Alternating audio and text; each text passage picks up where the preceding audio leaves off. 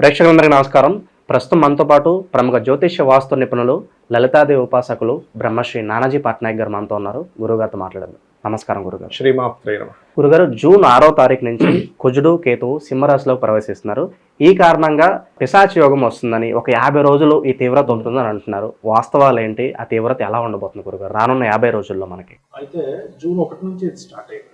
Ketu already వచ్చేసాడు కదా. కేతు వచ్చేసి కుజుడు ఎంటర్ అవుతున్నాడు అనగా దీని ప్రభావం పడుతుంది. అంటే జూన్ 1 నుంచే పడుతుంది దీని ప్రభావం. జూన్ 1వ తేదీ నుంచి ఉంటుంది దీని ప్రభావం. కుజుడు వచ్చి కలవడం వల్ల మనం యాక్చువల్గా మనం చెప్పుకున్నాం ఏంటి, ఒక రవి రాసుల్లో కేతువు రావడం వల్ల కొన్ని చీలికలు, కొన్ని పార్టీల్లో చీలికలు ఏర్పడతాయి అనేటువంటిది అదే మనకి బయట నడుస్తుంది. అయితే ఇప్పుడు కుజుడు వస్తున్నందుకు, కేతు ఆల్రెడీ జూన్ 1వ తేదీ నుంచి ఉన్నందుకు, జూన్ నుంచి జరిగేది ఏమిటంటే ప్రపంచవ్యాప్తంగా ఏ ఏ దేశాలకైతే కొంత గొడవలు జరుగుతున్నాయో, ఉదాహరణకి రష్యా, ఉక్రెయిన్, పాకిస్తాన్, లేకపోతే ఇంకొక పాకిస్తాన్, ఇంకోటి జరుగుతున్నాయి. ఒక 3-4 దేశాలు పరంపర కొట్టి ఉష్ణానికి కారకుడు అండి కుజుడు. హెవీ దానికి కారకుడు. మీరు గమనిస్తే మనం జలరాశుల్లో ఎండాకాలం కూడా వర్షాలు పడతాయని చెప్పుకున్నాం, గుర్తుందే ఉంటుంది విశ్వవసనామ విషయంలో.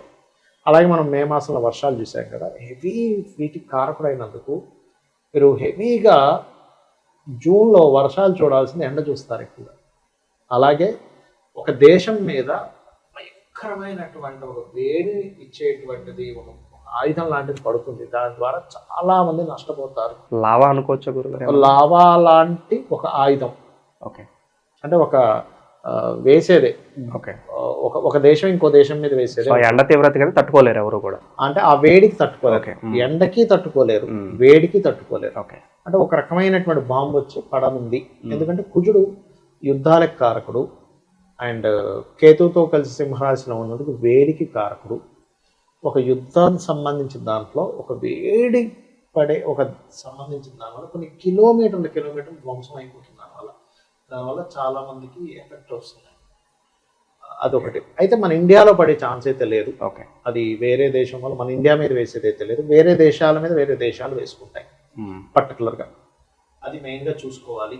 అండ్ అలాగే మరొక విషయం ఏంటంటే, ఇది సింహరాశిలో జరుగుతుంది కాబట్టి నేనేం చెప్తానంటే, పర్టికులర్గా సింహరాశి పీపుల్ కూడా కొంత వేడి ఎక్కువగా చేస్తున్న వారు కొంచెం జాగ్రత్తగా ఉండాలి. వేడి కొంతమందికి హెల్త్ విషయంలో కొంచెం జాగ్రత్తగా ఉండాలి. ల్యాండ్స్ ఇట్లాంటివి కొనుగోలు చేసేట్టు సింహరాశి వారు కొంచెం జాగ్రత్తగా ఉండాలి. సింహము, వృశ్చికము, మేషం. ఎందుకంటే మేషానికి, వృశ్చికానికి అధిపతి కుజుడు కేతుతో కలుస్తున్నాడు. ఓకే. సో ఈ విషయాల్లో మేషం వాళ్ళు ఏంటంటే సంతానం విషయంలో, వృశ్చికం వారు ఏంటంటే కెరీర్ విషయంలో కొంత స్ట్రెస్ ఎక్కువగా ఉంటుంది, హైపర్ ఎక్కువగా ఉంటుంది ఆ విషయాల్లో. అంటే జన్మజాతకం కంటే కూడా దేశం మీద ఎక్కువ ప్రభావం చూపిస్తుంది. సో ఏంటంటే ఇది న్యూక్లియర్ బాంబ్స్ లాంటిది కాదు, కానీ ఒక ఉష్ణాన్ని ఇచ్చేటువంటి ఒక బాంబు రిలేటెడ్ సంబంధించి మాత్రం లాస్ట్ అయ్యే ఛాన్సెస్ ఎక్కువగా ఉంది. ఒక దేశం మీద ఇంకో దేశం వేయడం, తద్వారా కొంతవరకు నష్టం కలగడం, లేదా విపరీతమైనటువంటి ఎండలు. మీరు ఇన్ని రోజులు ఏంటి మే మాసం ఎండాకాలంగానే వర్షాలు పడుతున్నాయి. ఎందుకు? శక్తినిచ్చే కుజుడు జలరాశుల్లో ఉన్నాడు, జలశక్తిని పెంచాడు అక్కడ. అందుకే చూడండి విపరీతంగా ఇవి అందులో జరిగాయి మనకి. ఇప్పుడు ఆ శక్తినిచ్చే కుజుడు అగ్నితత్వ రాశిలో కూర్చుంటే అగ్నిశక్తిని ఇవ్వాలి ఇక్కడ. సో అగ్నిశక్తిని ఇచ్చేటప్పుడు సౌరమండలం నుంచి వచ్చేటువంటి కొన్ని ఇవి, లేకపోతే ఏదో ఒక ఇది పడబోతుందని ఇట్లాంటివి ఎక్కువగా వస్తాయి ఈ జూన్ మాసంలో ప్రత్యేకంగా. ఇక ల్యాండ్స్ ఎవరన్నా కొనుక్కోవాలనుకుంటే ఈ 50 రోజులు ఏమన్నా కొనుక్కుంటే బెటర్ గురుగారు, లేదా లైట్ తీసుకుంటే? నన్ను అడిగితే ల్యాండ్స్ ఇక్కడ నుంచి పెరుగుతాయండి, కాకపోతే కొంచెం ఈ కుజుడు కేతు మార్పు తర్వాత పెరుగుతాయి. బట్ ఇక్కడ నుంచి ఇప్పుడు 1.5 నుంచి చాలా తగ్గిపోయింది ల్యాండ్ రేట్.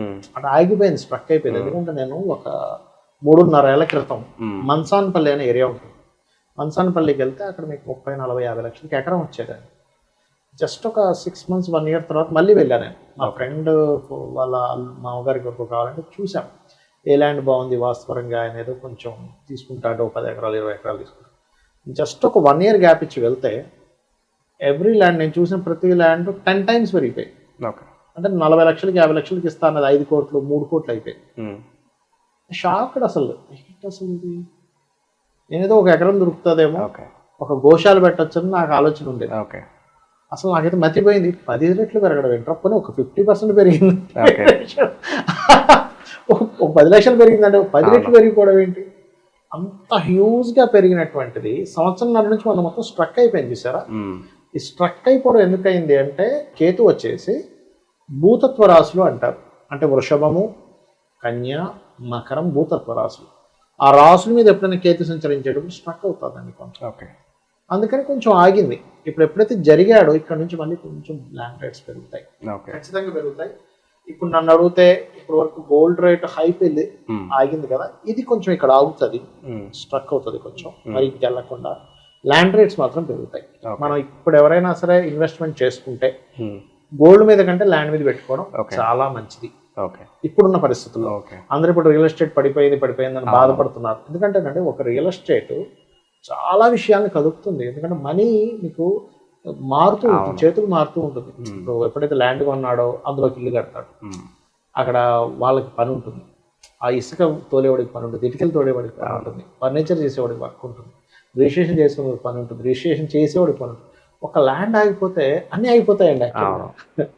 సో ఇక్కడ మనం ఒక ప్లస్ ఉంది, ఇట్లాంటి విపత్తులు కూడా ఉన్నాయి. గురుగారు, మొదట్లో మీరు ఒక రాజకీయ పార్టీ ప్రస్తావన తీసుకొచ్చారు, చీలికలు అయితే ఏర్పడి మనం చూస్తున్నాం. అది ఎంతవరకు వెళ్తుందంటారు? ఇంపాక్ట్ ఎలా ఉంటుంది? మళ్ళీ ఖచ్చితంగా నేను చెప్పానండి, అది 2-3 నెలల క్రితమే విశ్వవసనామ సంవత్సరంలో. ఖచ్చితంగా అందులో మళ్ళీ ఇంకొక పుకారు ఉంది. ఏంటంటే అది ఏదో 2 పార్టీలు కలిసిపోతున్నాయి అంటున్నారు. ఏది బీఆర్ఎస్, బీజేపీ. అసలు కలవదండి. ఎందుకు కలవదంటే వాళ్ళ గురించి ఏం తెలియదు. నేను అనేది ఏంటంటే అది పొంతన కలిసి పక్కన పెడితే అక్కడ చీలికలు ఏర్పడే టైం ఇది. అంటే ఎప్పుడు కూడా ఈ సంవత్సరం అధిపతి విశ్వవసునామ సంవత్సర అధిపతి రవి. రవి రాసులో కేతు వచ్చాడు, అంటే చీలికలు ఏర్పడడానికి వచ్చాడు. రాజు మంత్రి ఇద్దరు రవే ఈ సంవత్సరం. రాజు ప్లేస్లో కేతు వచ్చినప్పుడు కేతువి చీలికలు. అందుకే ఎవరి జన్మ జాతకంలో అయినా వాళ్ళకి 7th హౌస్లో కానీ ఎక్కడ కేతు ఉంటే అక్కడ డివైడ్ చేస్తాడు, లేదా అబ్స్ట్రాక్ట్లు ఇస్తాడు, బ్రేక్ ఇస్తాడు. ఇప్పుడు ఉదాహరణ 4లో కేతు ఉన్నాడు, ఆధ్యాత్మిక విద్య ఓకే, కానీ ఎడ్యుకేషన్లో ఎక్కడ బ్రేక్ వస్తుంది. సప్తమంలో కేతు ఉన్నాడు, వాళ్ళు విడిపోకపోయినా కనీసం కొన్ని రోజులైనా దూరంగా ఉంటారు. భార్య ఎక్కడ ఉంటుంది, ఉద్యోగం లేదా భర్త ఇక్కడ ఉంటాడు. లేదా దశమం ఎప్పుడు ఏదో ఒక ఉద్యోగంలో ఎప్పుడు ఏదో బ్రేక్ వస్తుంది. అలా సింహరాశిలోకి కేతు ఎంటర్ అవడం, అందులో పర్టికులర్ మీరు అనుకోవచ్చు ఏమండి మరి ప్రతి 18 సంవత్సరాలకి సింహరాశిలో కేతు వస్తూనే ఉంటాడు కదంటే, ప్రతి 18 సంవత్సరాలకి ఒకసారి రాజు అవ్వడు రవి. ఆ సంవత్సరం రాజు రవి అవ్వాలి, ఆ సంవత్సరం కేతు అక్కడికి రావాలి. ఖచ్చితంగా అది చీలికలు ఇస్తుంది. అందుకే చీలికలు ఏర్పడ్డాయి. కలవడం మాత్రం ఇక్కడ జరగదు.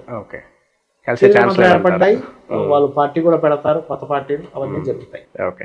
పిశాచ యోగం గురించి, దీని ప్రభావం రానున్న రోజుల్లో ఏ విధంగా ఉండబోతుందో మీ మాటలో చాలా బాగా వివరించారు. ధన్యవాదాలు. శ్రీమాత్రే నమః.